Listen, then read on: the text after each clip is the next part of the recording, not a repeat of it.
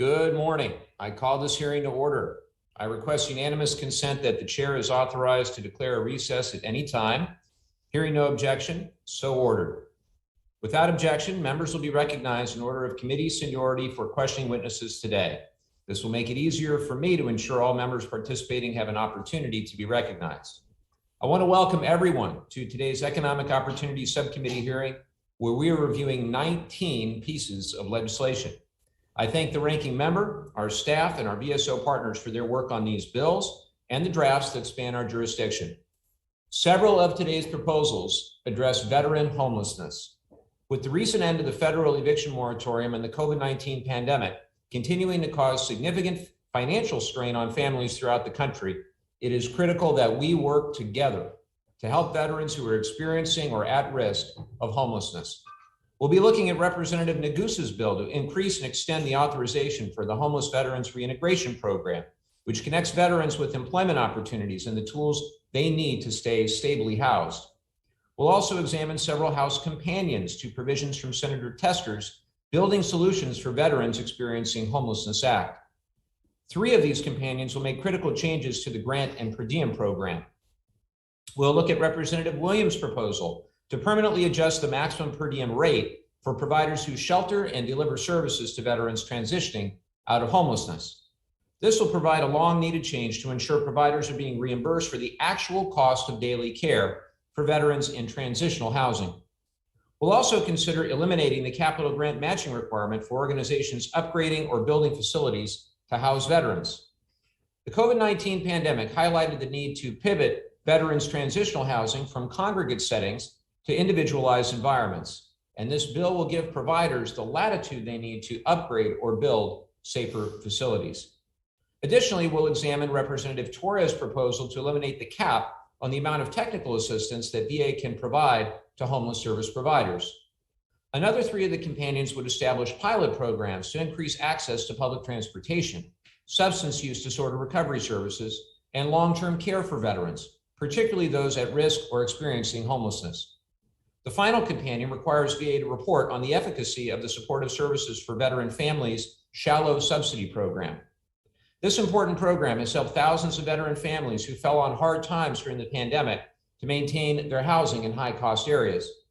The report required in this legislation will help guide future improvements to this vital resource. As usual, we also have a number of proposals related to veteran education and training benefits. To strengthen our support for student veterans and their families, we'll review my proposal that provides a weekly stipend for child care expenses. Access to affordable child care is one of the biggest barriers students face when pursuing or finishing their education. This bill will help student veterans access high-quality child care that allows them time to focus on their education so they can earn degrees that will better their families' lives. We'll also discuss my bill, which extends the delimiting date for use of certain education benefits. After VA changed its interpretation of the 48-month rule earlier this year, many veterans saw an increase in their entitlement to education benefits. However, several are unable to utilize these benefits due to their entitlement exceeding their delimiting date. My bill extends these veterans' delimiting dates to provide them sufficient time to use their earned benefits. We'll also review Representative Underwood's proposal to enhance protections for service members who must suspend their education to fulfill military orders. Next, we'll discuss expanding the VA work-study program to veterans enrolled in programs at a half-time basis or more, giving more student veterans the opportunity to earn and learn. We'll review a proposal to require a report on the Warrior Training Advancement Course, or Wartac, program. This report will collect best practices from VA, which has been effective in hiring service members through Wartac, that VA will distribute to other federal agencies to encourage participation. We'll also discuss a bill that allows for the full transfer of education assistance entitlement when an eligible individual dies or after approval of a transfer, but before transferring all of their entitlement to their dependent. Additionally, we'll look at a proposal that prohibits the use of survivor and dependents educational assistance for secondary school education, and a proposal that ensures service members who paid into the Montgomery GI Bill but elect to use the post-9/11 GI Bill get their money back. We'll also examine a bill related to educational assistance for flight training. And finally, we'll review the Fry Scholarship Enhancement Act, which expands the Marine Gunnery Sergeant John David Fry Scholarship to include spouses and children of individuals who die from a service-connected disability within 120 days of separating from the military. We have a lot to cover today, so I'll conclude my comments and recognize my friend Ranking Member Moore for any opening remarks he may have. Ranking Member Moore? Good morning, Mr. Chairman, and thank you. I appreciate the recognition. I also want to thank you for continuing the bipartisan tradition of this subcommittee by including 5 Republican proposals out of the 19 total bills being considered during today's legislative hearing. While I am generally supportive of the bills being considered today, pending scoring and offsets, I did have some questions about the draft bill that would expand the VA home loan program to authorize users to purchase a second home loan that is not tethered to the current entitlement rules. VA home loan program is an invaluable benefit to our nation's veterans. I want to ensure that by expanding this benefit, the program is meeting its original mission to help veterans achieve the American dream. I worry that in its current form, that this bill could put taxpayers on the hook for needless spending if defaults increase. That is why I was pleased late last night the chairman pulled the bill from the agenda. I look forward to working with Mr. Brown, the chairman, and all members on this legislation in the future to protect this valuable benefit. I would like to touch on my draft legislation that would expand prize scholarship eligibility to spouses and children of veterans who die from service-connected disabilities within 120 days from separating from the military. I would like to thank the Tragedy Assistance Program for Survivors, or TAPS, for their help in drafting this legislation. Now I'm eager to hear how it will help the dependents of our fallen heroes. Other bills being considered today include Representative Cawthorn's bill, the HR 4874, and the Fly Vets Act, which would close a loophole that allows public flight schools to charge any amount of tuition and fees for flight instruction. This is a common sense bill that will close the loophole while still giving the veterans tools to complete their flight training. I'd like to thank my predecessor as ranking member of the subcommittee, Representative Bilirakis, for coming to speak on behalf of his bill, HR 5151, the Colonel James Floyd Turner, the 4th USMC GI Bill Transfer Act of 2021. If a veteran dies prior to allocating their transferred education benefits to their dependents, this bill would allow dependents to retain their eligibility for GI Bill benefits. This bill came about when a constituent of Mr. Bilirakis died by suicide, and the current law precluded the transfer of his education benefits to his daughter. Again, I want to thank Mr. Bilirakis for being here and for speaking in support of his bill today. I am supportive of other GOP draft bills being considered today, which include a bill that would authorize a way for service members to recoup the $1,200 they paid into the Montgomery GI Bill should they elect to use and exhaust their GI Bill eligibility on active duty, and a bill that would disallow students from using benefits from Dependents Education Assistance Program at secondary schools, which would allow for more dependents to use this valuable program on higher education. Finally, I want to thank our witnesses who are here to testify. I look forward to hearing how we can improve upon these pieces of legislation before us today. Thank you, Mr. Chairman, and with that, I yield back. Thank the ranking member, and I share the ranking member's desire to continue doing things in a bipartisan manner on the subcommittee, and it's good to see my old friend, Representative Bilirakis, who was the ranking member in the last Congress. And with that, I'd like to call up Representative Neguse, Representative Strickland, Representative Williams, Representative Bilirakis, and Representative Cawthorn to join our first panel. If Representative Neguse, there he is, Representative Neguse, you are now recognized for 5 minutes. Good morning. Good morning. Mr. Chairman, thanks so much for giving me the opportunity. If you might mind indulging me in 10 seconds so I can close this drape behind me. Joe, I will give you as much time as you need because we want to be able to hear and see you.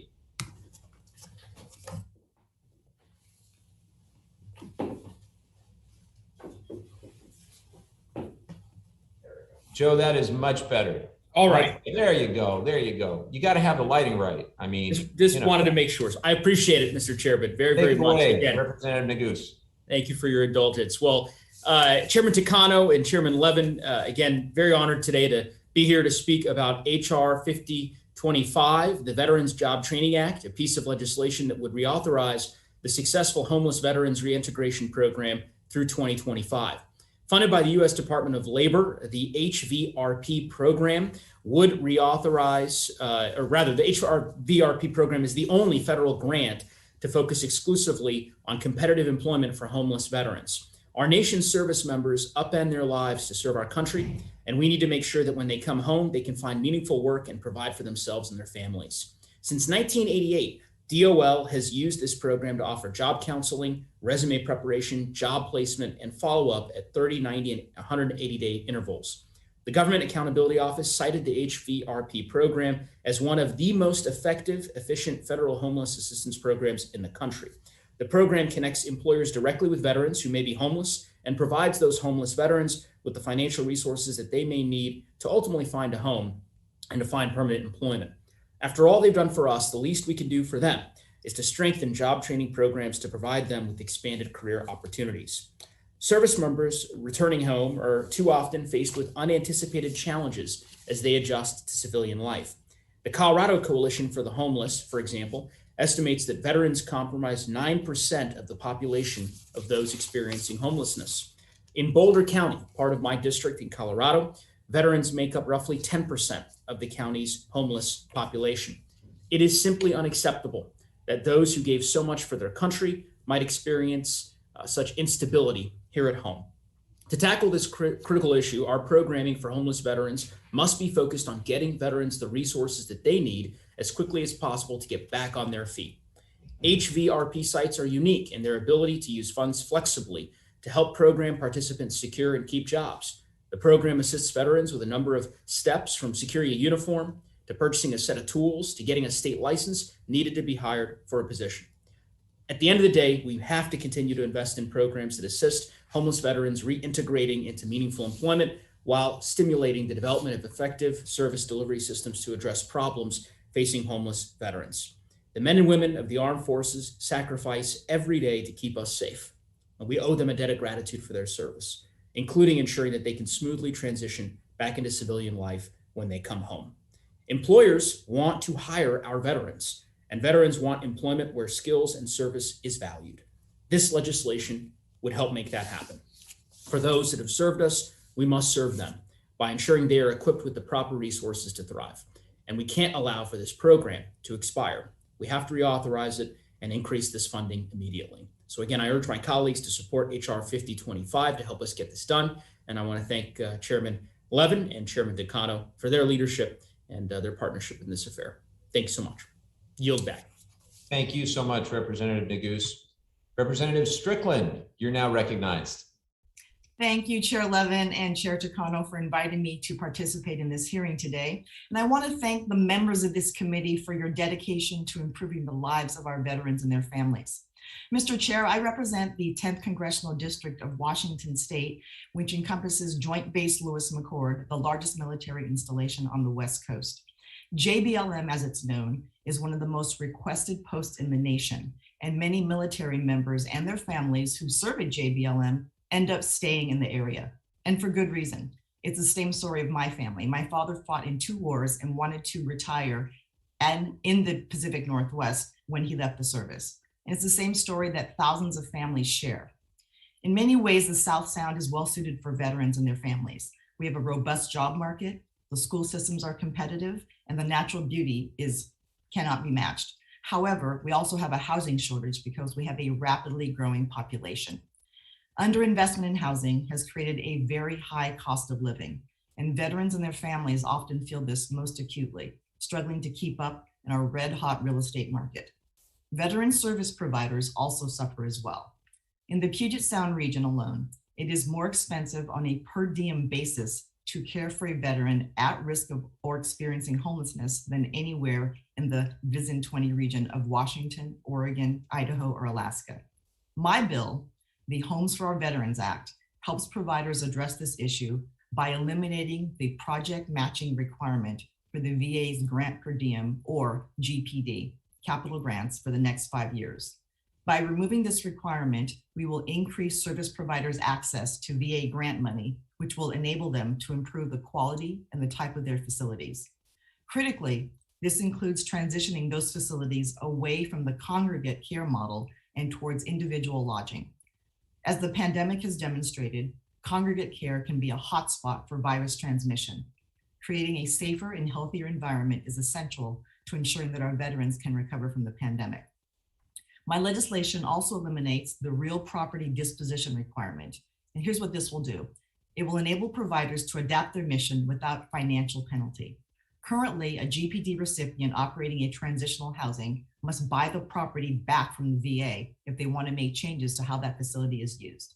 This requirement is prohibitive and prevents organizations from adjusting the services they provide as circumstances shift because each community is unique. This provision has been a frequent source of complaints from GPD grant recipients. By eliminating it, we give local governments and nonprofits the flexibility to meet the challenges of their respective communities. Our veteran homelessness care infrastructure simply is insufficient for veterans who are struggling with rising housing costs. This creates housing insecurity, and too many vets sadly end up homeless and not able to meet their basic needs. We owe it to those who dedicated their lives to protecting us here at home and abroad, and we can do everything we can to protect them and give them the best possible chance to get up on their feet and have their basic needs met.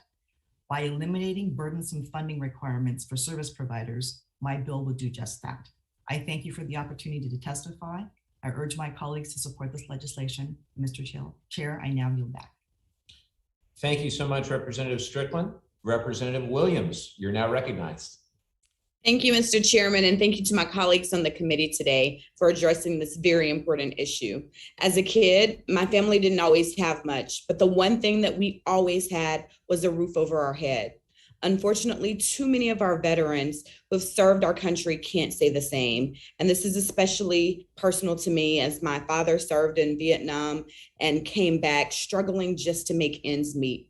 When our service members return home, we owe them more than a debt of gratitude. We owe more to the veterans in my district who call my office for casework help and has to list a bridge as his permanent home address. And we're seeing it so many times throughout my district. We owe more to our neighbors and loved ones who served our country with honor, but are unable to find affordable and stable housing when they return home. We owe more to the over 3,000 people in my home city, including veterans who are homeless on any given night. And we owe them all a chance to get ahead by treating housing as a basic human right. There's a long road ahead to making housing affordable and accessible for all. In the Metro Atlanta area, there are only 29 affordable and available housing units per 100 extremely low income households. And that's below the national average, which is still only 37 per 100. These alarming numbers underscore why my colleagues and I are hard at work implementing this administration's vision to invest in housing as essential infrastructure. We currently have a once-in-a-generation opportunity to ensure so many of us have a decent home, and I'll keep working to make sure housing is accessible for all. We have a great deal to do to achieve the promise of America. One thing that we should all be able to agree on is ensuring that veterans have a place to live as they transition from homelessness to permanent housing. So today I'm announcing my bill, the Return Home to Housing Act, which will ensure that providers can cover the cost of offering transitional housing to our nation's veterans. My bill will raise the maximum reimbursement that the VA can give providers for supplying transitional housing. Under current law, after the pandemic ends, providers in only 1 in 5 regions will be able to get reimbursed enough to meet the actual cost. My bill would ensure that providers in a majority of regions are financially able to house our veterans. This bill is a common sense solution that will help us do right by those who have bravely served our country. That's why this legislation was passed unanimously out of the Senate Committee on Veterans Affairs when it was included as a part of the Building Solutions for Veterans Experiencing Homelessness Act. I urge my colleagues on the House Committee of Veterans Affairs to support this bill when it is introduced this week, and I look forward to the opportunity to work together with all of you to make this a legislative fix for our nation's heroes. Thank you for the opportunity to speak today, Mr. Chairman, and I yield back the balance of my time. Thank you so much, Representative Williams. I'd next like to welcome back to the House Veterans Affairs Committee my good friend from Florida, Gus Bilirakis. And Gus, it's great to see you. I'm very proud of our record of bipartisan work together in the 116th Congress. We're doing all we can to move that forward with Ranking Member Moore in the 117th. With that, Representative Bilirakis, you're now recognized. Thank you very much. I really miss this committee. You can tell, I think I've been back 4 times since then. So thank you very much for giving me the opportunity. And of course, Ranking Member Moore, and great job, Representative Williams, on your bill. All of you have done an outstanding job. I see my buddy here, my fellow Greek, Mr. Pappas. It's good to see him too. He's doing good work. I want to thank you for holding this important legislative hearing. It's an honor to speak before the committee this morning and advocate on behalf of my bill. For most of my congressional career, as you know, I've sat on the other side of the dais participating as a member of this committee. And I often find myself in awe of the sacrifices and efforts that have been made on behalf of our great country by the men and women who have worn the uniform of our armed services. Providing for these veterans and their families is still one of my top priorities. And even though I'm not a member of the committee, I will continue to stand alongside the great work you are doing. And you are doing great work, Mr. Chairman, along with the Ranking Member Moore. Keep it up. My bill, the Colonel James Floyd Turner, the fourth, the USMC GI Transfer Act of 2021, is named after one of my constituents whose untimely death via suicide complicated and eventually prevented his daughter from continuing to use his GI Bill benefits that she was entitled to. The Turner's tragic story was brought about by what he believed and what ultimately was a result of the VA failing him and his family. Growing up in Baltimore, Jim felt the call to duty and joined the Marine Corps. He flew F-18s and then became an infantry officer, taking part in the invasion of Iraq in 2003.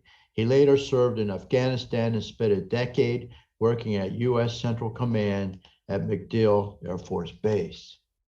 Turner admirably served our country for over 20 years, receiving the highest marks for his professionalism, commitment to the mission, and his superior leadership.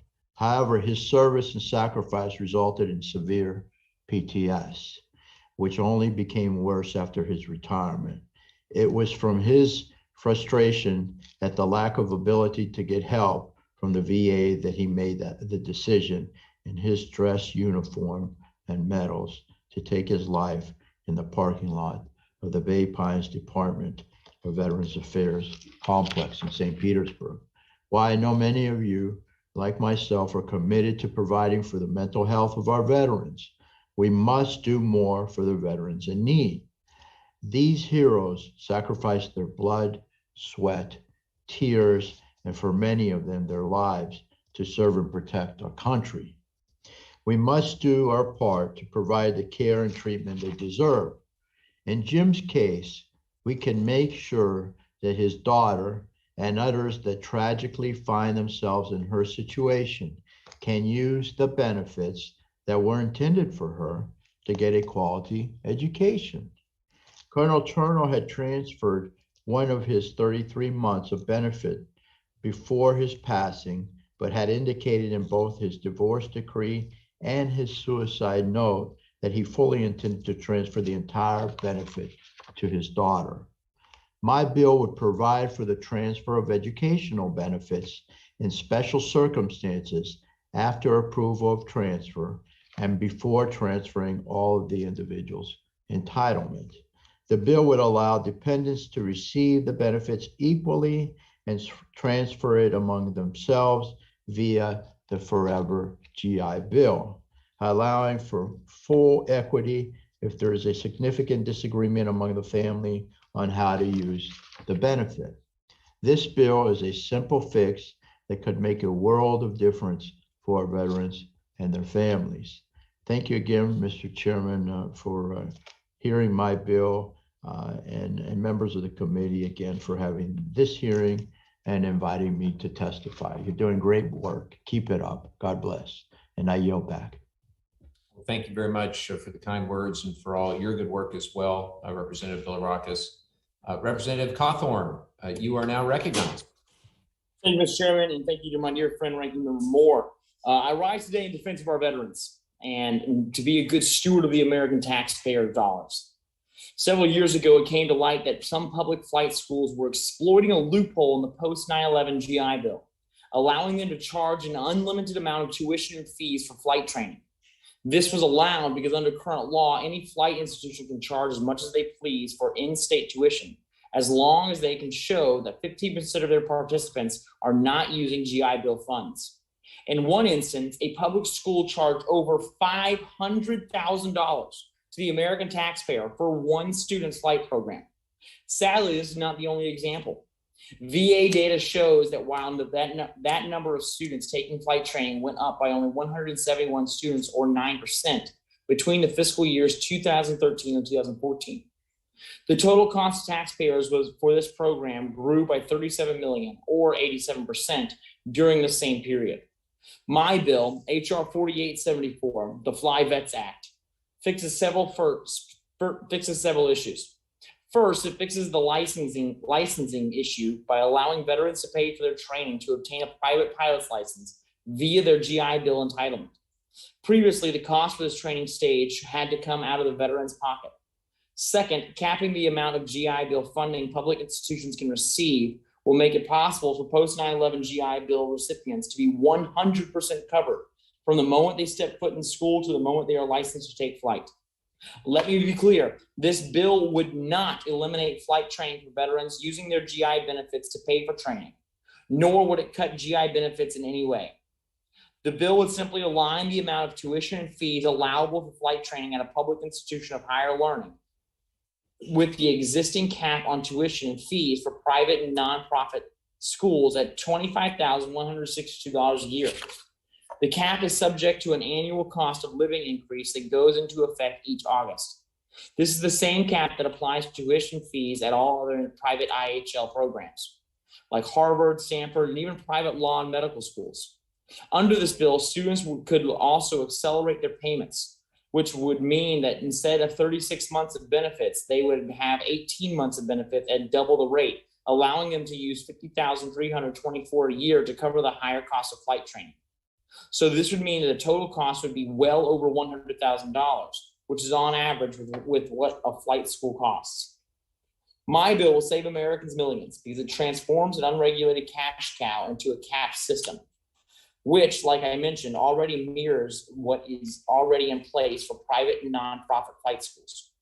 The idea of capping public flight schools' revenue from taxpayers isn't new.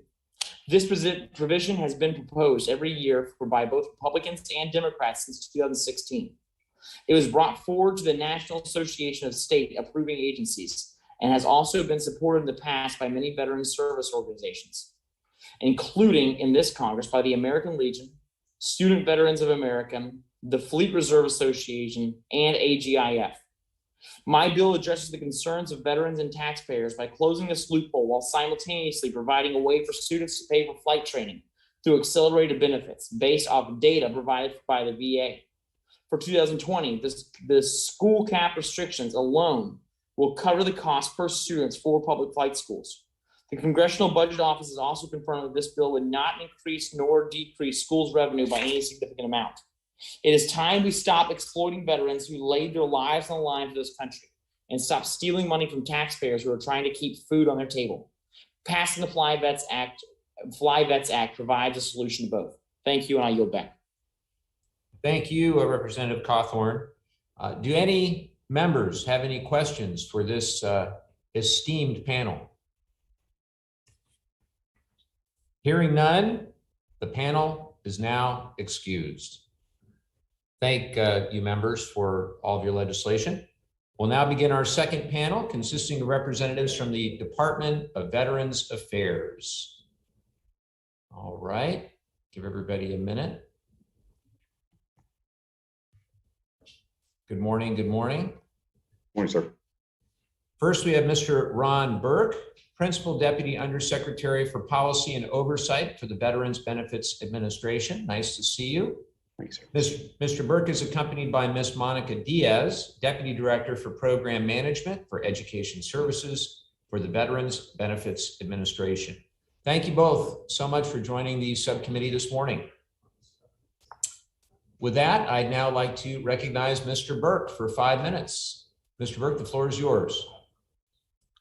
Thank you, Chairman Levin, Ranking Member Moore, and other members of the subcommittee. Thank you for inviting us here today to discuss pending legislation which would affect the Department of Veterans Affairs programs and services.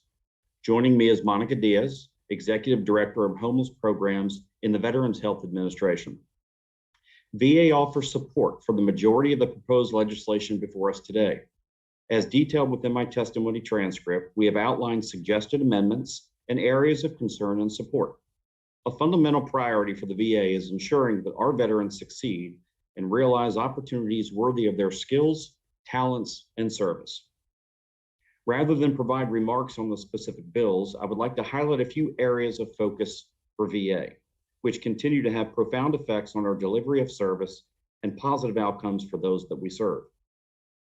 VA remains committed to preventing and ending veteran homelessness.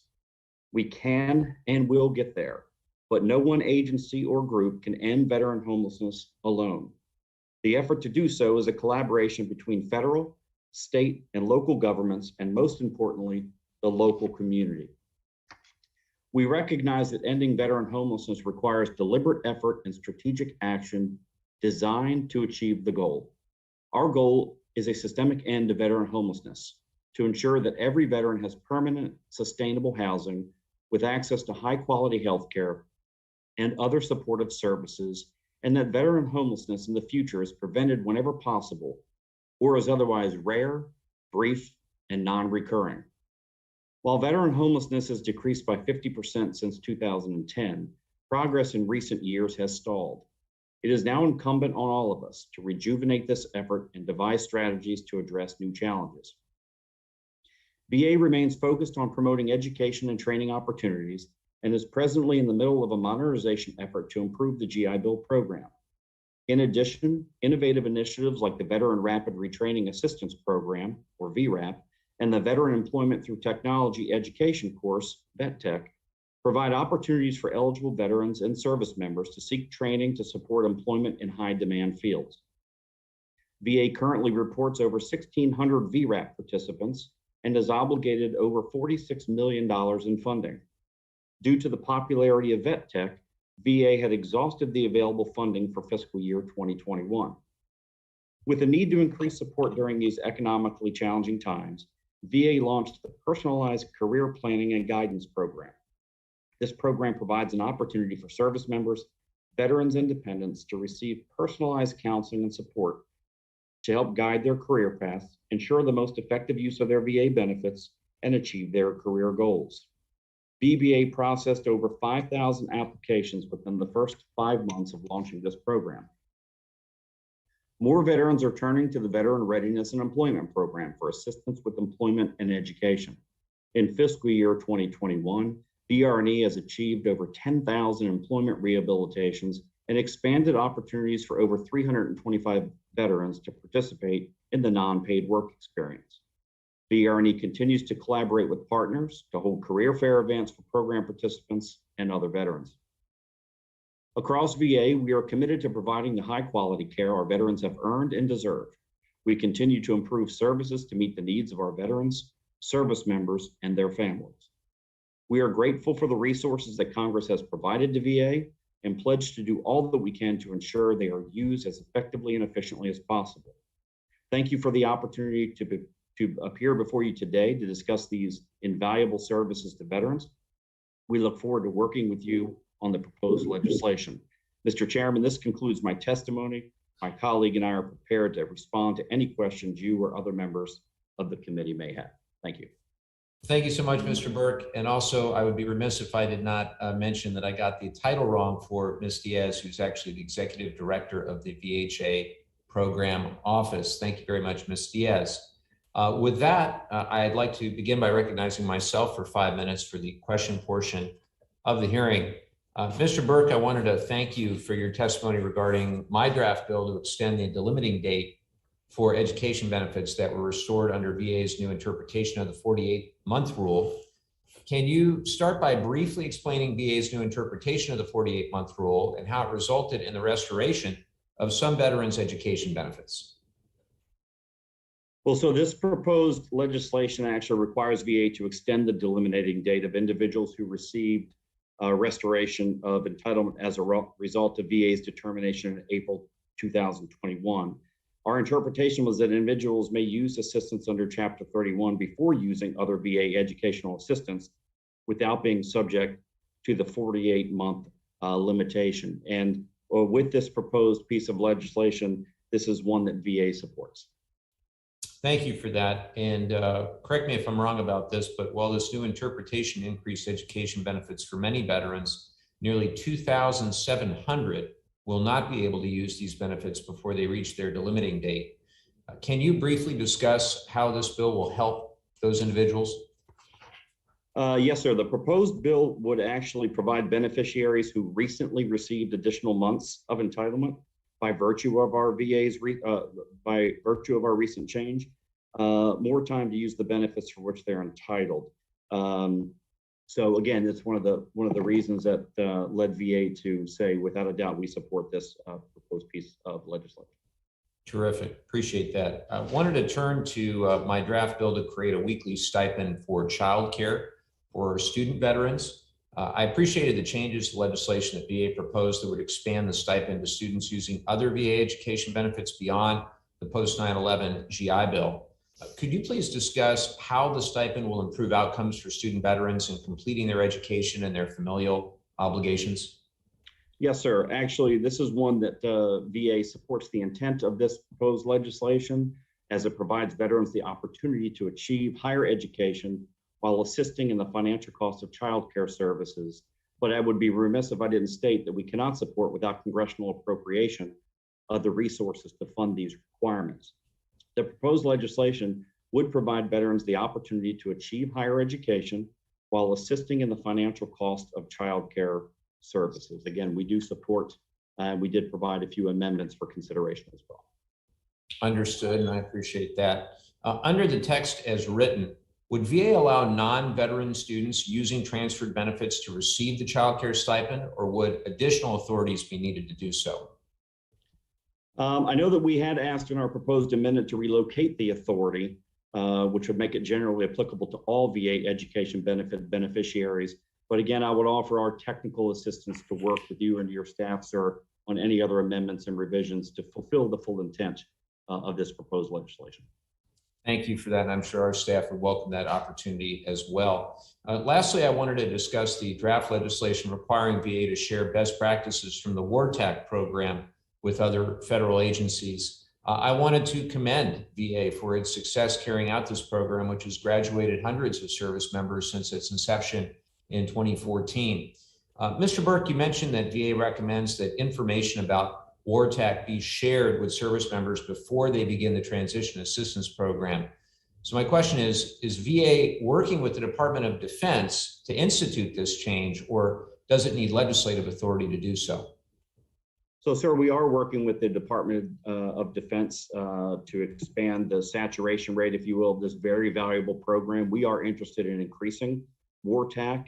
It has been a very valuable process or tool, rather, not only for us, but for our service members. I will say that as part of this proposed legislation, we have been sharing a whole host of data and reports with our VSO communities. We don't believe that a congressionally mandated report is necessary. We would like the opportunity to share what we provide to our VSO partners on a quarterly basis, to see if that meets the intent of the proposed legislation, and more than happy, sir, to work with you and the committee members to review exactly what we do report out on. Well, thank you very much for that, Mr. Burke, and I certainly appreciate the spirit of collaboration as we work to refine this legislation and get it across the finish line, along with some of the other bills that we've been discussing this morning. With that, I'd like to recognize my friend, the ranking member, for his questions. Good morning. Thank you, Mr. Chairman. Thank you, panelists, for participating today.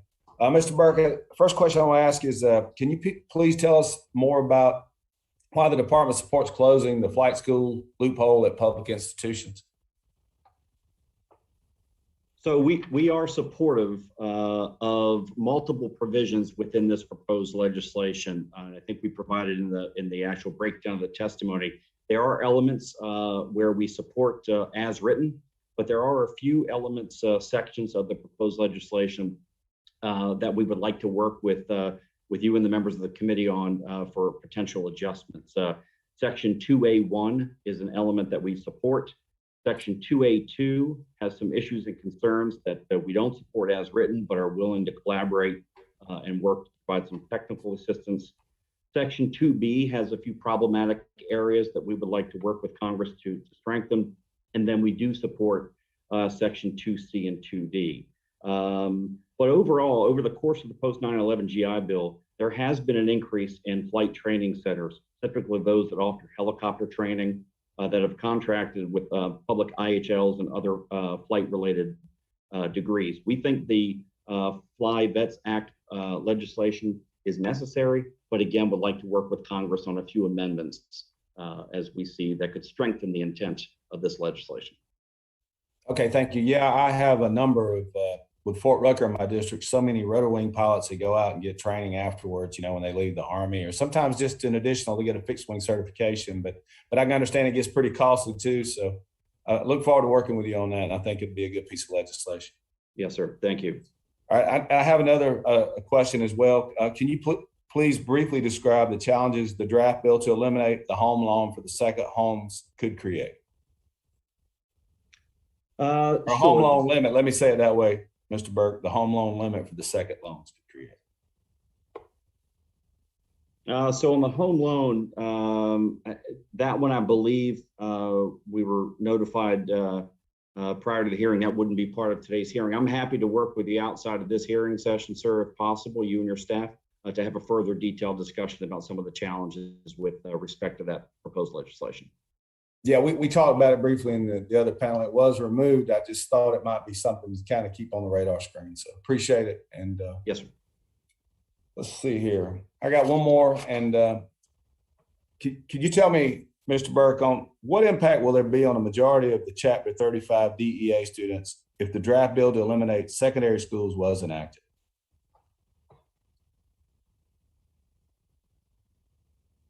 I'm sorry, but which one was that, sir? I apologize.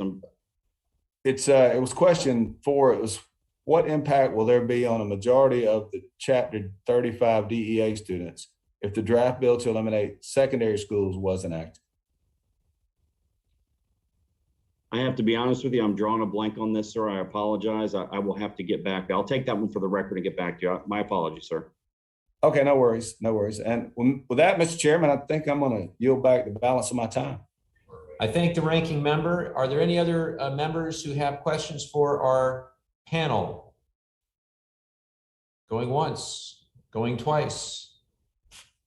All right, well, I very much appreciate Mr. Burke and Ms. Diaz for joining us. And we'll now move on to our third panel, consisting of representatives from veteran service organizations. So go ahead and if we can get the virtual changeover to our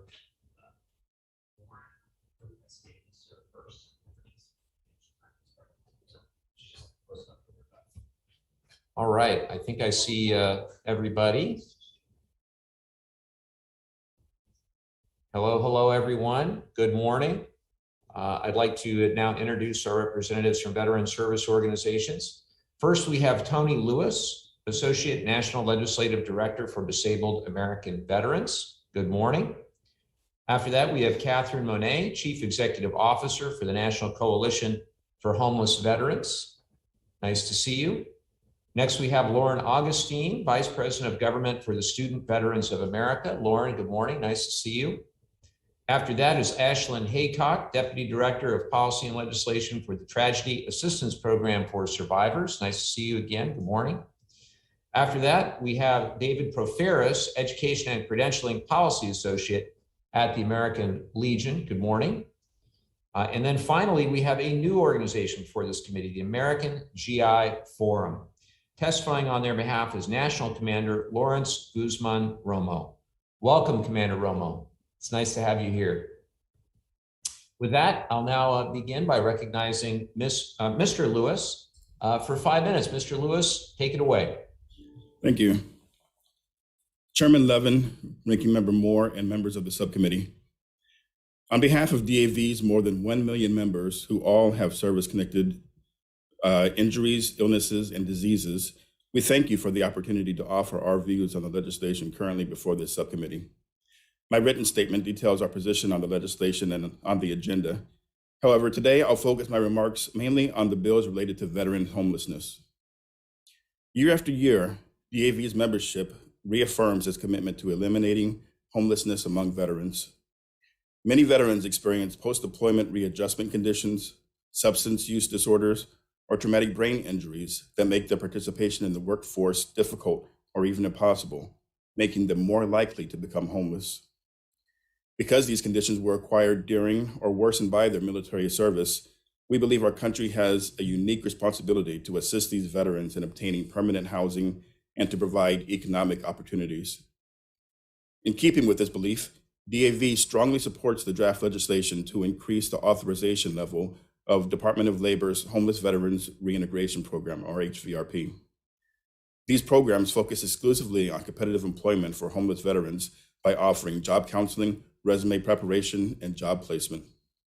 They also ensure that participants receive essential support services such as clothing, shelter, referral to medical or substance abuse treatments, and transportation assistance. Employment assistance programs like HVRP are in high demand among unemployed veterans. For instance, the Veteran Rapid Retraining Assistance Program, or VRAP, offers education and training to veterans who are unemployed because of the COVID-19 pandemic. But VRAP is a temporary program and is scheduled to end in December of 2022. For this reason, we urge Congress to consider increasing the funding authorization level for HVRP above what is recommended in this draft legislation. We believe that an effective program like HVRP will be in even greater demand when VRAP ends. Mr. Chairman, as you know, one major element of VA's strategy to eliminate veteran homelessness is partnership with faith-based and community nonprofit organizations that provide housing and services to homeless veterans. These partnerships have proven invaluable, and for that reason, DAV supports legislation that removes obstacles to these organizations providing services to veterans. We strongly support the draft bill that eliminates the matching funding requirement for VA grantees who provide comprehensive service to homeless veterans. Removing this requirement would allow more organizations to apply for these grants and give them the funding flexibility to provide adequate services to unhoused veterans. Likewise, the draft legislation that would provide technical assistance to homeless grant and per diem providers would ease those grantees' administrative responsibilities and allow them to more efficiently provide high-quality services to veterans and their families. DAV strongly supports both these draft bills. Lastly, women veterans face a unique set of circumstances that increase their risk of becoming homeless. Chief among them is childcare. DAV supports the draft legislation that would provide a weekly stipend for childcare services to veterans who are utilizing the post-9/11 GI Bill. However, we feel that this legislation should be expanded to include veterans who are enrolled in VR&E programs, veterans participating in the various homeless training programs, and survivors and dependents who are receiving Chapter 35 education assistance as well. Child care assistance would remove a major obstacles for veterans, especially women veterans, as they attempt to regain their personal empowerment and economic independence. Mr. Chairman, in conclusion, I'll point out that the events commemorating the September 11th attacks and the recent events in Afghanistan have roused many emotions in U.S. veterans of all eras. It's as important now as ever that we address the mental health, substance abuse, and employment needs of our veterans so they don't descend into the spiral of problems that often lead to homelessness. Our nation's veterans deserve no less than our best effort. Again, thank you, Mr. Chairman, and I'm happy to address any questions you or members of the subcommittee have.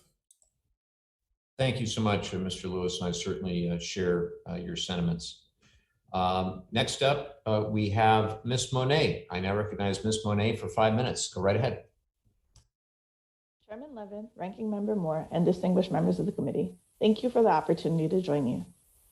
Today's hearing is a testament to this committee's continuing ability to proactively look for those tools and new opportunities to better serve veterans experiencing or at risk of homelessness. I will limit NCHV's feedback today to those legislative proposals that directly impact the state of veteran homelessness. NCHV supports the discussion draft adjustments of grants awarded by the Secretary of Veterans Affairs for comprehensive service programs that serve homeless veterans.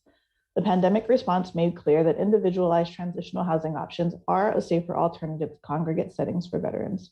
This legislation builds upon the commitment Congress made in Public Law 116-315 to extend the duration VA is allowed to issue capital grants for facility upgrades. NCHV supports the discussion draft pilot program on grants for healthcare for homeless veterans.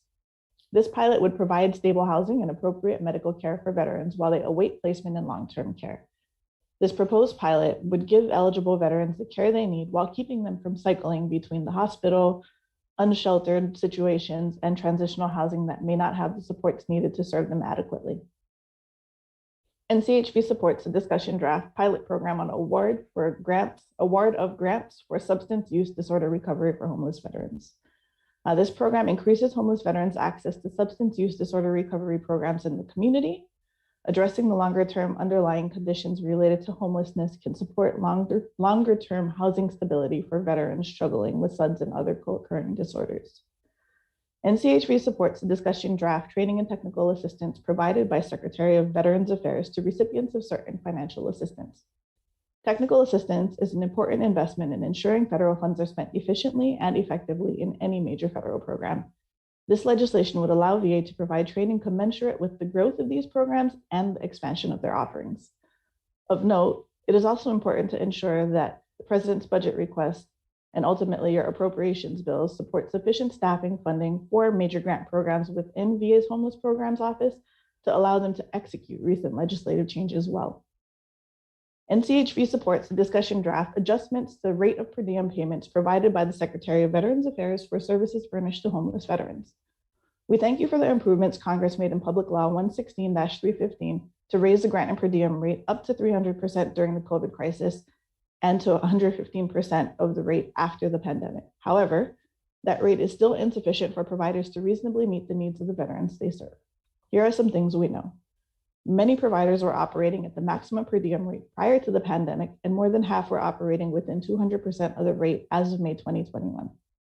Even as emergency declarations are lifted, providers will still need to maintain adequate sanitation protocols to ensure safety for the veterans they serve and their staff. The push to decongregate shelter spaces is much needed, but it will require additional staff to support a larger facility footprint. And there is a direct correlation between the per diem reimbursement rate and the quality of facilities, services, and supports grantees are able to offer to veterans. Unhoused veterans have earned the right to dignity as they get back on their feet. NCHV supports the discussion draft report on shallow subsidy program under the SSVF program. VA has been testing a shallow subsidy program, which allows SSVF grantees to support eligible veterans over a longer horizon by paying no more than 35% of the fair market rent for up to 2 years. The program has recently been expanded to communities nationwide. An additional study can help further refine program guidelines. NCHV supports the discussion draft pilot program on grants to improve public transportation services for veterans. One of the most prominent difficulties veterans struggling with housing face is access to transportation, not just to reach VA facilities, but also to reach places of employment, food, and other essentials. NCHV supports HR 5025 to amend the United States Code to increase and extend the authorization of the HVRP program. The HVRP program has helped unhoused veterans access long-term, meaningful employment and is key to ending homelessness. The program has long been underfunded, but achieves great results for participants. As of June 30th, the program had about a 63% placement rate with jobs paying an average of $15.18, which is really good. In summation, I thank you for the opportunity to submit this testimony and for your continued interest in ending veteran homelessness. It's a privilege to work with all of you and your staff to ensure that every veteran facing a housing crisis has access to safe, decent, and affordable housing paired with the supportive services they need to remain stably housed. Thank you so much, Ms. Monet, and it's a privilege to work with you as well. I now recognize Ms. Augustine for 5 minutes. Chairman Levin, Ranking Member Moore, and members of the subcommittee, thank you for allowing Student Veterans of America to testify on several of the bills pending before the subcommittee. With more than 1,500 on-campus chapters, Student Veterans of America is committed to the empowerment of yesterday's warriors. Through a supportive network of chapter leaders, SVA works to transform the skills and experience of student veterans to ensure they achieve their greatest potential. Before discussing the specifics of bills before you today, I would be remiss if I did not take the opportunity to request further conversations on how we can continue supporting student veterans through the ongoing pandemic. This subcommittee has been incredibly supportive of the needs of student veterans over the last 18 months. Unfortunately, as COVID continues to impact us all, that support is still needed, both through an extension of existing temporary protections and continued work around what protections can be made permanent for future national emergencies. We look forward to working with you on those issues.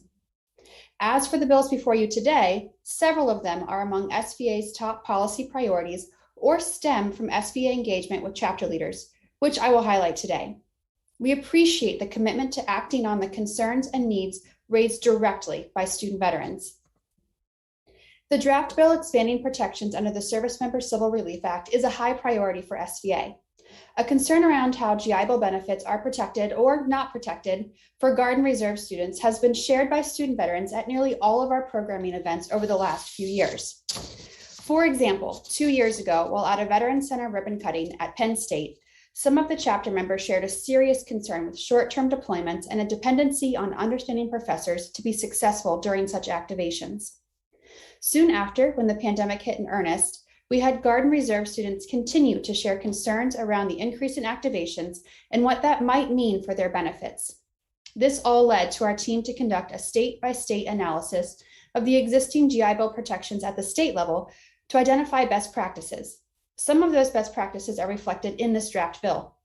We appreciate the work that has gone into this draft bill and look forward to working with Congresswoman Underwood and her staff to address any concerns within the language. Similarly, SVA is supportive of and thankful for the inclusion of the draft language creating a child care stipend for student veterans. This bill idea came directly from a VFW SVA legislative fellow and SVA chapter leader, Ilana Kearney from Evergreen State College. Ilana stressed the need for child care stipends that allow for greater flexibility to use non-traditional child care options like trusted family and neighbors for short-term help during evenings and weekends when traditional child care centers are closed. This same type of child care need has been shared with SVA by many other chapter leaders across the country. There is a great need for child care options when students are most often doing group work or studying, evenings and weekends. This makes sense considering the 2020 SVA census found 53% of respondents were parents. We are excited to work with the subcommittee to address the remaining concerns and questions within the draft language and ultimately see a new option for child care assistance available to student veterans. Last, I'd like to express our support for the work study draft bill, which would increase eligibility for VA work study to students enrolled at a half-time basis. Much like the other two issues highlighted before, concerns or support for VA work study are among the top issues raised by chapter leaders during SVA programming events and was an issue raised by another VFW SVA legislative fellow earlier this year. Again, this makes sense when looking at student veteran demographics. While VA education benefits are very generous, we know they often do not cover all expenses or needs of students while in school. According to the 2020 SVA census, 63% of respondents were employed. Increasing access to employment options like VA work study will help support student veterans looking for employment while also providing opportunities to serve their fellow veterans. I'd like to again express our appreciation for this subcommittee's commitment to acting on the issues raised by student veterans themselves, issues that focus on how to best support their success on campus and beyond, like childcare and employment. That commitment is clearly reflected in these bills. Thank you for your time, attention, and devotion to the cause of veterans in higher education. I look forward to your questions. Thank you so much, Ms. Augustine. I now recognize Ms. Haycock for 5 minutes. Thank you. Chairman Levin, Ranking Member Moore, and distinguished committee members. The Tragedy Assistance Program for Survivors thanks you for the opportunity to testify on behalf of the nearly 500,000 military and veteran survivors impacted by the work of this committee. TAPS is supportive of many of the bills being discussed today, but we specifically want to express our support for the 4 that impact the survivor community. Education issues are incredibly important to surviving families, and TAPS continues to fight for improvements to these benefits. Long-term, TAPS would like to sunset Chapter 35 and move everyone into the Fry Scholarship, but we recognize that doing so would be very expensive. Instead, we are working to gradually move survivors into the Frye Scholarship to help lower the overall price tag. Last year, the Frye Scholarship Improvement Act brought parity to survivors whose loved ones died while serving in the Guard and Reserve. This year, we would like to bring equity to the families who die in the 120-day release from active duty period. Those who die during the 120-day refund period are eligible for every other benefit available to active duty survivors, such as the SGLI, death gratuity, TRICARE for life, DIC, and SPP, but they are excluded from the Frye Scholarship. Passing this bill would provide long overdue parity for these surviving families. Some surviving spouses, such as Astrid Rushford, lost their loved ones within hours of separation from service. Astrid's husband, Technical Sergeant Richard Rushford, attempted suicide in December 2001. While Tech Sergeant Rushford was on life support, he was medically retired effective immediately. He passed from his injuries a few hours later. Because of the service's decision, Astrid and her 2 children are not eligible for the Frye Scholarship. She is one of hundreds of surviving family members who view themselves as active duty losses, but are denied benefits due to a technicality. TAPS is supportive of the draft to create child care vouchers for GI Bill recipients, but requests the inclusion of both the Frye Scholarship and Chapter 35 recipients. While veterans may be single parents, Frye Scholarship recipients are guaranteed to be single parents as the other parent is deceased. In many cases, these survivors have a much larger need for the child care vouchers. The average post-9/11 military widow is 25 years old with 2 children at the time of the loss. Most put off going back to school to pursue higher education until their children are in high school or college due to the demands of being a single parent and not having adequate support. Granting child care vouchers to surviving spouses using education benefits would allow them to go back to school earlier and in the long term be better able to financially support themselves and their families. In addition, TAPS would like to ensure surviving children who are using benefits are also eligible. Eligibility for surviving children for the Frye Scholarship ends at age 33, or does not end at all due to the Forever GI Bill. Therefore, many of them have families of their own while using benefits. We would also like to express our support for the Chapter 35 draft. The intent of VA educational benefits is to cover post-high school education. However, there is a loophole from the 1950s that allows students to receive dependents educational assistance while still in high school. The original intent was to allow widows who were still in high school to utilize VA college education benefits for remedial training. This was a fairly common occurrence in the Vietnam era, when many of those who died in Vietnam were 18 or 19 years old and left behind spouses who were the same age or younger. While TAP supports the need for remedial training, usually provided by colleges, we do not believe the intent was to pay for surviving children who are in high school. Those children are already eligible to receive dependency and indemnity compensation if they are over 18, but still in school. The technicality takes away from the purpose of Chapter 35, which is to assist in the cost of paying for a college education. As part of this process, state approving agencies are required to approve the educational institution. This is an undue burden on the SAAs, whose job should be to approve college, technical, and trade programs, not high schools. The SAAs should be focused on making sure survivors and veterans have access to quality higher education. TAP supports maintaining the intent of the program and closing this loophole. Transferability has always been a complicated issue. Service members are encouraged to transfer just 1 month to each child or spouse as a placeholder, knowing they can adjust these months as the children get closer to college age. Sadly, we have seen many cases where the service member or veteran passes before reallocating those remaining months. While TAP supports the intent of the legislation, our concerns lie with when there are multiple beneficiaries. Family dynamics are complicated and grief tends to exacerbate them. Frequently, we see situations where there are multiple children from the same service member living in different households, or children living with a parent that was not the spouse of the service member. TAPS wants to ensure that the benefits are split equitably in situations like this, so that all eligible beneficiaries get the same number of months of the entitlement and allow them to reallocate as they see fit, something we allowed to happen under the Forever GI Bill. Thank you for the opportunity to testify today, and I look forward to answering any questions you may have. Thank you so much, Ms. Haycock. I now recognize Mr. Proferis for 5 minutes. Thank you. Chairman Levin, Ranking Member Moore, and distinguished members of the committee, on behalf of the National Commander, Paul Dillard, and the nearly 2 million members of the American Legion, we thank you for inviting the American Legion to testify today. Due to the allotted time available, I will briefly speak on 2 pieces of legislation and an urgent National Guard issue. First, we would like to address H.R. 4874, the Fly Vets Act, that establishes a cap on tuition and fees covered by the post 9/11 GI Bill for public flight schools. The American Legion supports the continued improvement of the GI Bill and thanks this committee for the work it does to that end. At the same time, we understand the importance of ensuring that public funds are spent responsibly. It has come to the American Legion's attention that tuition and fees at flight schools have increased dramatically, costing taxpayers hundreds of thousands of dollars per student. Flight schools have inflated prices and been successful doing so by exploiting an unforeseen and unintentional loophole in the post 9/11 GI Bill. The generous education entitlement caps yearly tuition and fees for private schools, but does not cap tuition and fees for public schools. HR 4874 would close this loophole by capping tuition and fees for flight schools at $25,162 per year. Additionally, to not hinder veterans wishing to pursue flight school, this draft legislation would allow veterans to accelerate their education entitlement into 1 year of flight school. The American Legion welcomes Representative Cawthorn's measured approach on this issue.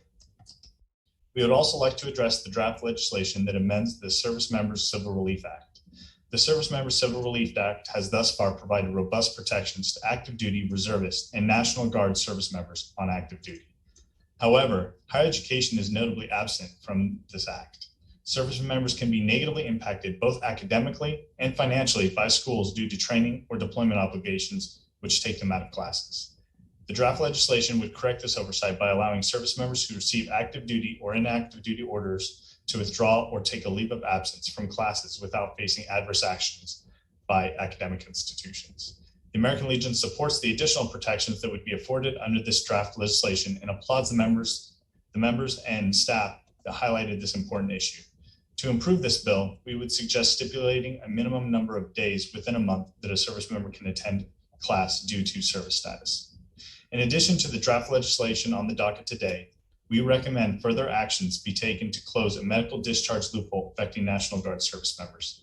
In 2011, an Ohio National Guard service member deployed to Afghanistan and developed a rare disorder, exercise-induced anaphylaxis, as a result of his duties on deployment. He was released from active duty to his unit, underwent a medical evaluation board, and then was medically retired from his home station using the standard National Guard discharge form NGB-22. During his out processing, he was told by VA that because the retirement resulted from a service-connected disability obtained while on active duty, his GI Bill would be increased from 60% to 100%. However, only later did VA inform him that he was only entitled to 60%, which was the total active duty service time he had before sustaining injuries. It was at this point he contacted the American Legion. We pursued the issue with the VA, convinced that what happened to the service member was wrong, but the VA stood by the ruling. The GI Bill entitles 100% of GI Bill eligibility after discharge or release from active duty in the armed forces for a service-connected disability. Because the service member's medical discharge was from the National Guard via NGB-22, it did not count and he was considered ineligible, even with the paper trail showing that the discharging injuries were sustained serving his country. Our service members are led to believe that if they sustain injuries on active duty that lead to a medical discharge or permanent disability, they will at least have a GI Bill to give them a chance for a successful transition into civilian life. But right now, VA is resting on the technicality of their type of discharge that dismisses service members' injuries, and we need your help to right this wrong. Chairman Levin, Ranking Member Moore, the American Legion appreciates the opportunity to comment on the bills being considered by the subcommittee, and I would be happy to answer any questions you might have. Thank you. Thank you, Mr. Preferis. I now recognize Mr. Romo for 5 minutes. Good day. I am Lawrence Guzman Romo of the American GI Forum. Thank you for the opportunity to provide testimony. We have provided detailed written testimony on these proposed bills. We only give highlights in our oral testimony. In general, we recommend the Veterans Administration specify a percentage of overhead costs that can be used when a provider gets a grant. Administrative costs must be contained. The Fly Vets Act bill should be considered for passage as long as the funds are within the allocated budget. The bill to pay certain veterans who receive certain educational assistance a weekly stipend for childcare services is a wonderful initiative that we support, but we are concerned of the new costs and have questions which we discuss in our written testimony. The bill to provide for the transfer of entitlement to educational assistance under post 9/11 education assistance program when an eligible individual dies after approval of transfer and before transferring all of the individual's entitlement definitely should be considered for passage, as a GI Bill is an earned benefit. The bill to expand eligibility for the Marine Gunnery Sergeant John David Fry Scholarship to include spouses and children of individuals who die from a service-connected disability within 120 days of serving in the armed forces definitely should be passed. The 120-day period is an optimal time period. The bill to prohibit the use of entitlement to educational assistance under the Survivors and Dependents Educational Assistance Program for secondary school education should be clarified. We agree use be prohibited at the secondary level, but must be maintained at the post-secondary level. The bill to have adjustments of grants for comprehensive services programs to serve homeless veterans is a very good bill that we support. This helps providers to optimize funds. The bill for a pilot program on grants for care for elderly homeless veteran is a bill that we fully support. There are comments on our written testimony. The bill to carry out a pilot program on substance use and alcohol use disorder recovery for homeless veterans is fully supported. We have comments in our written testimony. The bill to provide technical assistance to recipients of grants for supportive services for very low income families in permanent housing and comprehensive service programs, we fully support. We have comments in our written testimony. The bill to increase and extend the authorization of appropriations for homeless veterans reintegration programs is an essential bill to pass. We must reduce and eliminate veteran homelessness by increasing and extending the authorization.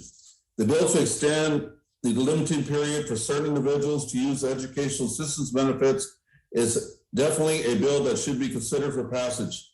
This gives veterans more flexibility in using their earned educational benefits. The bill to adjust the rate of per diem payments provided to grantees that provide services to homeless veterans is fully supported. There are comments on a written testimony. The bill to ensure the Secretary of Veterans Affairs repays members of the armed forces for certain contributions made by such members to our post-11 educational assistance is recommended for passage. This bill fairly compensates our veterans. The bill to amend the Service Members Civil Release Act to establish protections under that act for a member of the armed forces relieves a course of education paid for with certain educational assistance to perform certain service is an absolute must bill to pass. This helps veterans financially, academically, and with their wellness. The bill to submit to Congress a report on the shallow subsidy program under supportive services for veteran family programs is an imperative bill to pass. We need a thorough report to see if optimal outreach is being done to our veterans. The bill to carry out a pilot program to improve public transportation services for veterans is a bill that should be considered for passage. The challenge is, what is the ultimate goal with this pilot program? This is discussed in our written testimony. The bill to have a report on the effectiveness of the Warrior Training Advancement Course and whether it should be expanded to other federal agencies is a good bill. We need to ensure the time and funds allocated to this program is enhancing veterans' employment. The bill to expand eligibility for certain work study allowance paid to certain individuals to pursue programs of rehabilitation, education, or training at least a half-time basis is a wonderful bill. This bill gives more flexibility for veterans to increase their income from a work-study job. We salute your stellar service and your dedication to enhance the wellness of the veterans community. Thank you, Chairman Levin, and I am pleased to answer any questions. Thank you so much, Mr. Romo, and thanks again to all of our panelists. With that, I recognize myself for 5 minutes to begin our questioning. Mr. Proferis, I'd like to begin with you. I want to thank you for your written testimony regarding my bill to extend the delimiting date for use of education assistance benefits. I thought you did a great job of articulating instances in which current law negatively impacts certain veterans seeking to enroll to continue their education. Can you explain to the committee why practically this legislative fix is needed? Absolutely, Chairman. Thank you for the opportunity to speak.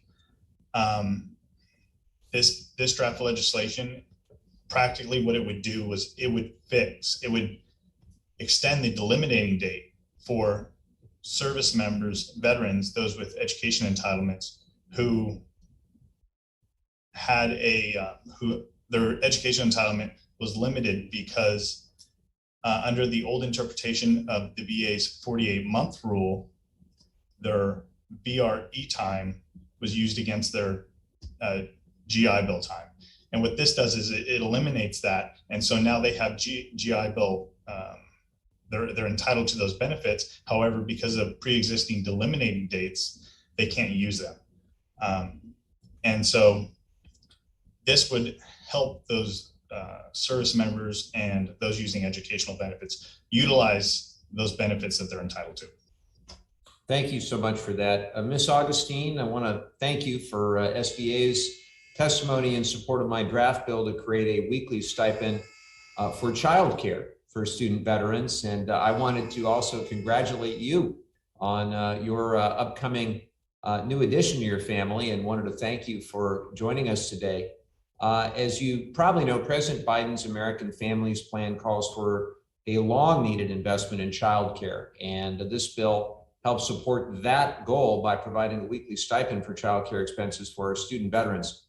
Can you please discuss some of the challenges that student veterans face in completing their studies while caring for their families, and how this bill specifically will support those student veterans in fulfilling their education and their family obligations? Yes, sir. And thank you for the question and the congratulations. Much appreciated.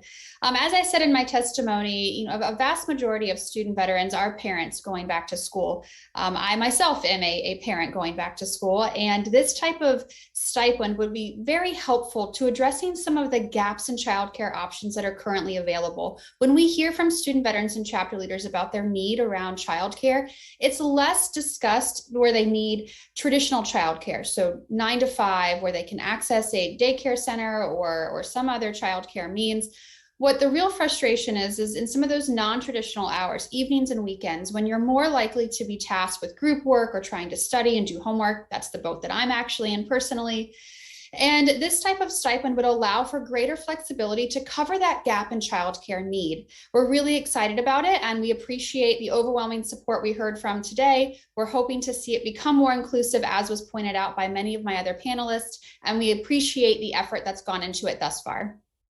Thank you so much. Appreciate your comments and your working with us on it as well. Mr. Lewis, I appreciated your testimony regarding the legislation to expand students' eligibility for VA work study. And specifically, the bill reduces the required rate of pursuit from 3/4 to half-time for student veterans to participate in the program. You mentioned in your written statement that this legislative change would open up the program to more service-disabled veterans.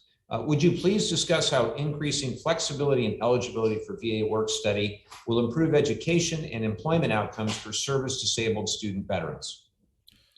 Absolutely. Thank you for the question. So all of DAV's membership are service-connected, service-disabled veterans. Many of them, because of their service-connected disability, are unable to attend school full-time or even 3/4 time. Reducing that requirement to half-time would allow them to both go to school, pursue their education, but also participate in this work study program. So DAV strongly supports this legislation.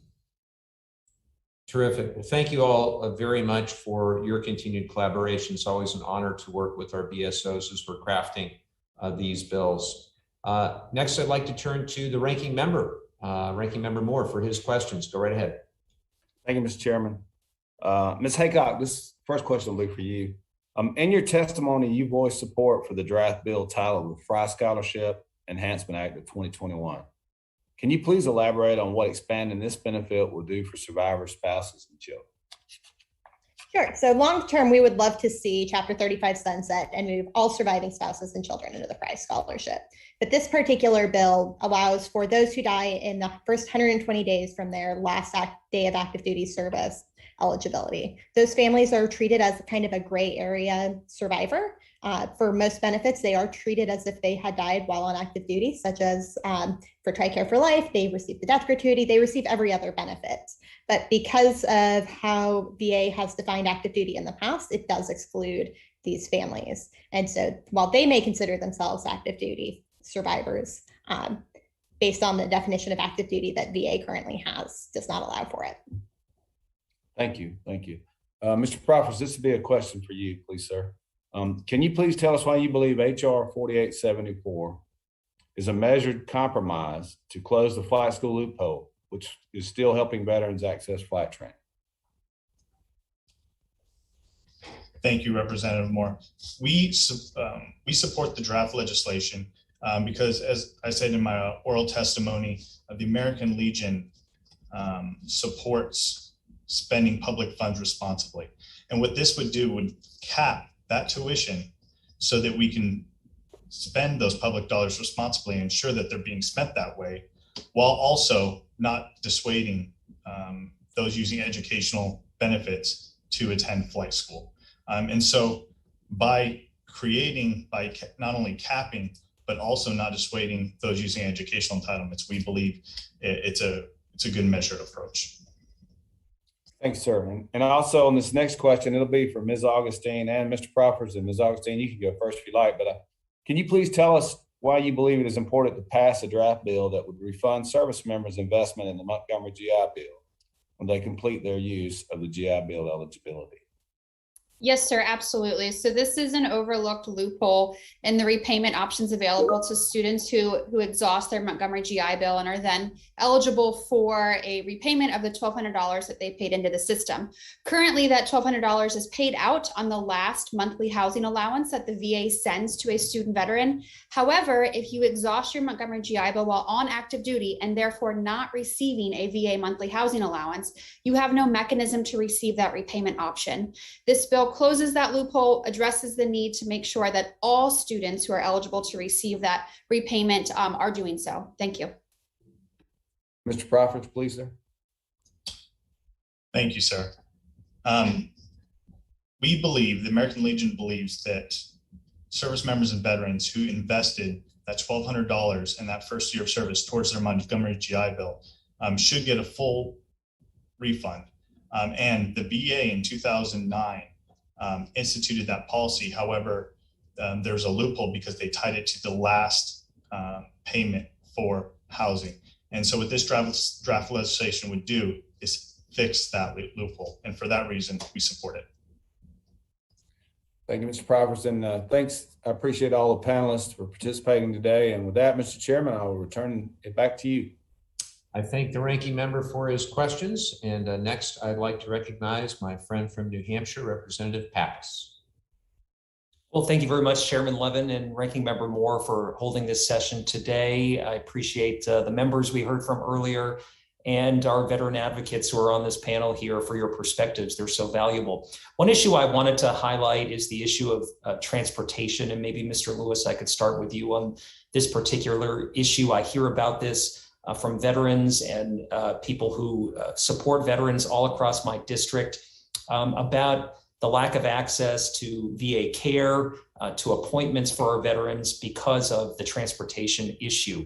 We know that telehealth obviously has been a game changer. It's emerged as a suitable alternative for many, but it's not always a convenient option for veterans who might not have the technology, might not have the access to affordable broadband in their community.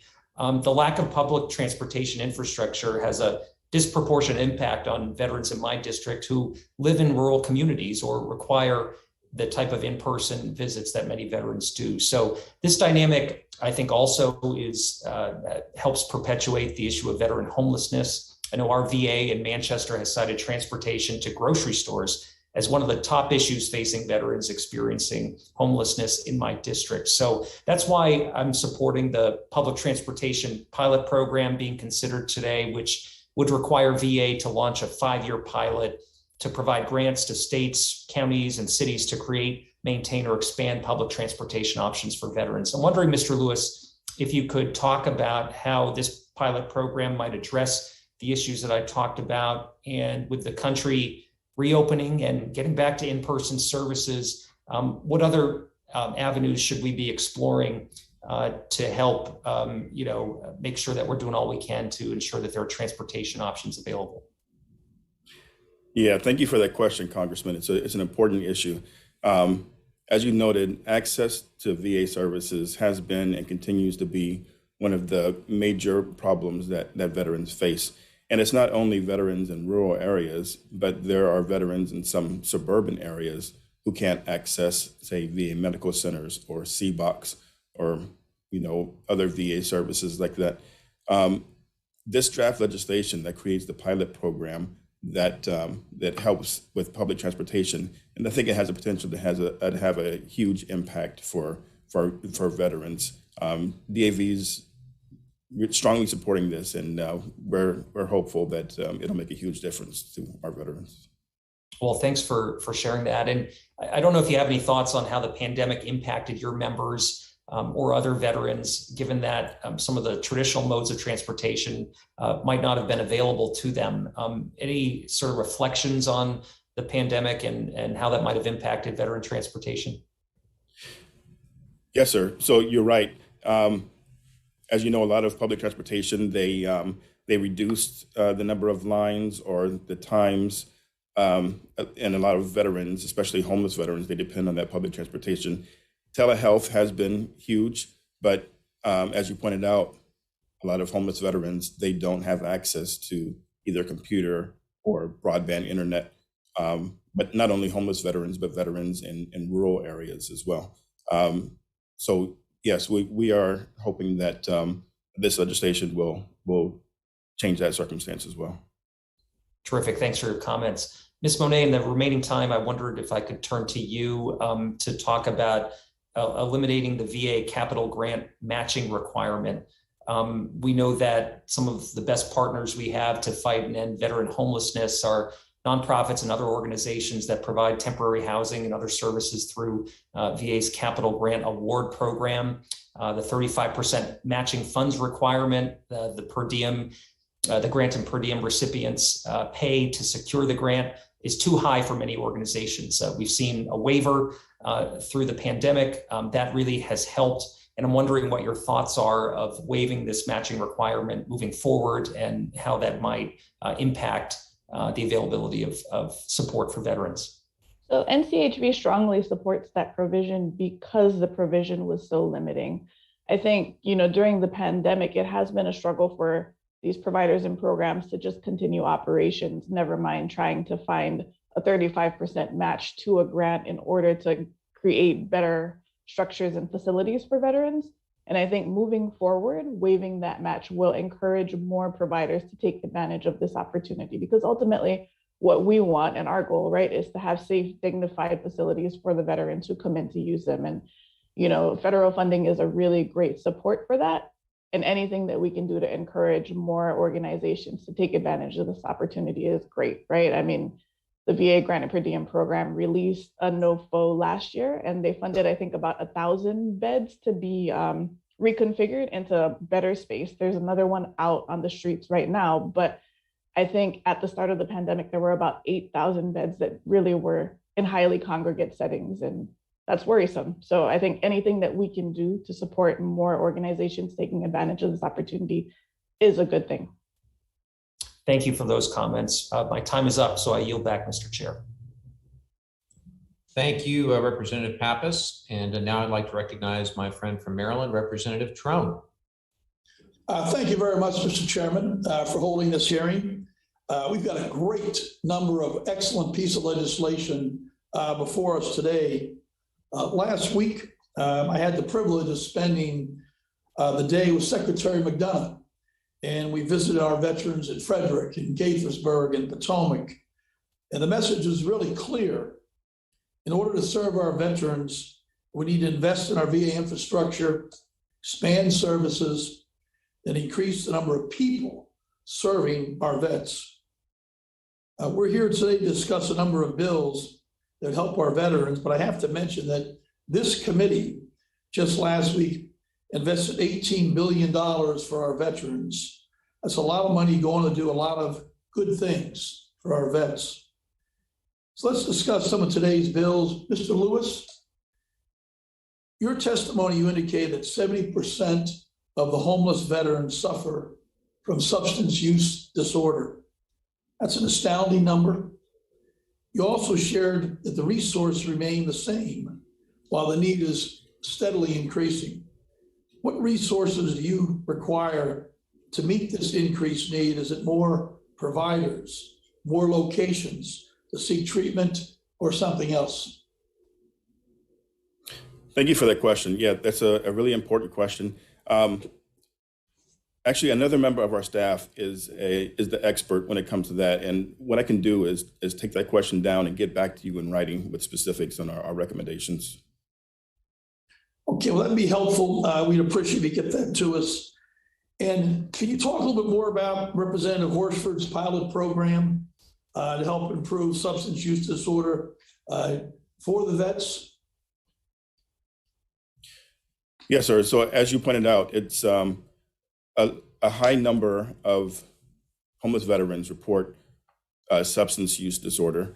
We feel like this pilot program would be a huge help in getting those veterans the help that we need. I'd also like to reiterate that the recent events in Afghanistan and the events commemorating the 20th anniversary of September 11th, this has aroused a lot of emotions with veterans of all eras, which could lead to mental health problems, but also substance use disorders. So VA has a responsibility to keep their eye out for problems like this increasing. Right, we're averaging almost 20 suicides a day by our veterans, and women veterans are 6 times more likely to commit suicide than the average woman in America. So this, with Secretary McDonough, it was crystal clear, this connectivity between addiction, substance use, and all the mental health challenges with PTSD and the trauma that our vets have seen. So I just would like to continue to push for Representative Horsford's program. This pilot program really makes a lot of sense, and it could help us improve, substance use disorder, which of course is with their step by step with mental health disorders. So if you get back to us with some of your ideas, we've got to do better, I think, in the SUD area. So thank Absolutely. you, Mr. Chairman. I yield back. Thank you very much, Representative Trone. I don't see any other members who are on with questions, going once, going twice. So if there are no further questions, we can bring this hearing to a close. I want to thank our witnesses who have joined us today, and I thank the ranking member as well. All members have 5 legislative days to revise and extend their remarks and include additional materials. Without objection, the subcommittee stands adjourned.